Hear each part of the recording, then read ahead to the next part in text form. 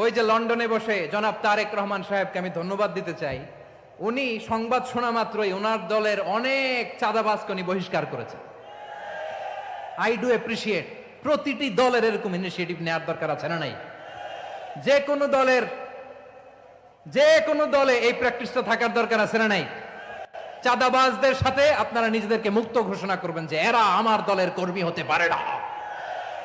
আমরা চাঁদাবাজ মুক্ত বাংলাদেশ চাই, জুলুম মুক্ত বাংলাদেশ চাই, ফ্যাসিজম মুক্ত বাংলাদেশ চাই, গুণ খুন খারাপি মুক্ত বাংলাদেশ চাই।